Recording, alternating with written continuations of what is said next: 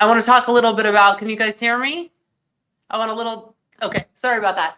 Let's start over. A little bit of technical difficulties. So my name is Jasmine Brooks, and we are here inside the Control Center for 21X. Listen, the weather is what I want to talk about. Let's get meteorologist Ed Russo in here right now, because the deal is we're not just talking about heavy rainpour and thunder, but you were literally watching for tornadoes. Yeah, we were seeing quite a few warnings earlier this evening in central and northern Maryland.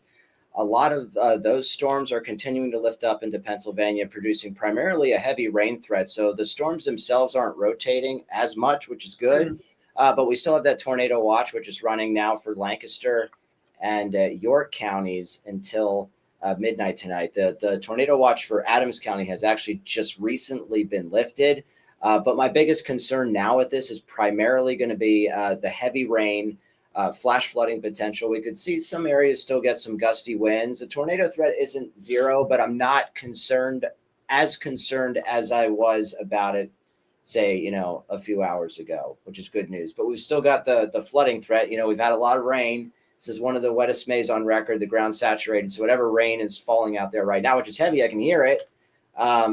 It's just not going to get absorbed by the ground. So it's runoff, and it creates ponding and flows into creeks and streams and can create rises. And we're looking at this rain to continue through the first part of the overnight as the severe weather threat starts to wane. Okay, awesome. And by awesome, I mean, whoa. What's going on for the weekend? Can you give us a sneak peek? Yeah, so we're looking at some improvement as we go through the weekend. Tomorrow, I think we're going to see the threat for showers through late morning, early afternoon, and then after that we're drying out. But it's going to be kind of windy tomorrow. Typically in late May, June, we don't see windy days, but I think we could see 30-35 mile an hour gusts tomorrow, and it's going to be kind of cool, upper 60s. But I mean, draw your attention towards the 80s as we head through much of next week. So that is the good stuff. And of course, I've been saying this, everyone's opened their pool. They haven't really been able to use it. It's been wet, it's been chilly, but get some good time. Yeah. All right, cool. Thank you so much, Ed. We'll see you soon.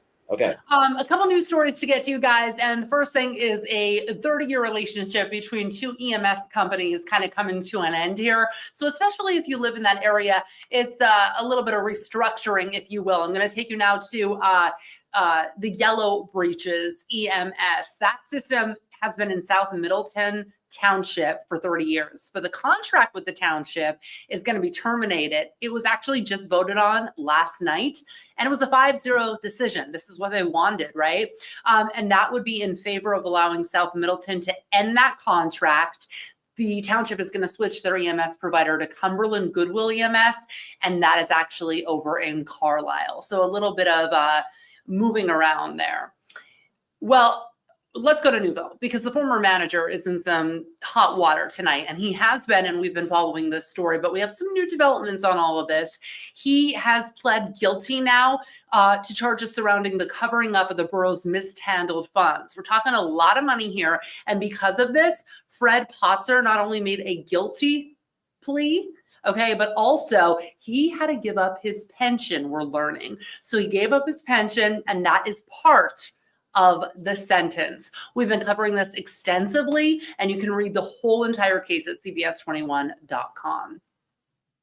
York police, okay, they are trying to avoid some parking pileups, if you will. So let's take you to the York Fairgrounds, a great fairground. But here's the deal. There's a really big concert or series of them going on right now. It's called The Rock the Country. It's a festival. It's at the York Fairgrounds. A lot of people, a lot of parking. So what is happening is it's bringing over 25,000 people. There's us earlier. I'm talking to Alex Thill. She covered this story today.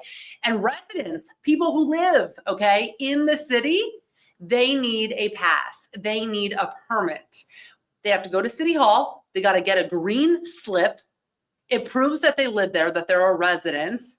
And if they don't do this, ticket, tow. They could be towed, okay?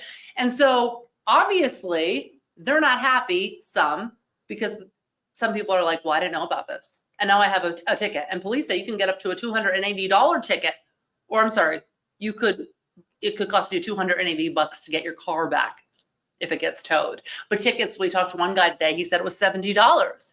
So there are different areas that you can go to resolve this or to get that green ticket. Okay. All the info is at cbs21.com. But if you live in that area, okay, if you live in by the fairgrounds there, you gotta definitely go get that green ticket. Okay, we're going to end on this. It was circulating all over social media this afternoon, a bear. Of course, we have a lot of bears in central Pennsylvania, but this was in a residential neighborhood, kind of freaking out some people that saw it, caught it on camera, took video, took pictures, and police said, stay away from this bear cub, okay? Because we know with bear cubs come their parents sometimes. So a local resident caught that picture, right? And this is absolutely in a residential neighborhood. It is Mechanicsburg. We're talking East Simpson and Arch Streets. And so if you see it, stay away from it. But at one time, officers urged the public to really just like stay as far away if you see it as possible. I hope we can get an update on this tonight. But yes, a bear in a residential neighborhood. So scary stuff, I'm sure, for the bear too, right? Okay, so that's going to do it for us tonight on 21X, but I'm so excited to see you at 10 o'clock, which is in just 20 minutes, and then 11 o'clock over on CBS 21. I'm Jasmine Brooks. Happy Friday, guys. Thanks so much for joining me, and I'll see you very soon. Good night.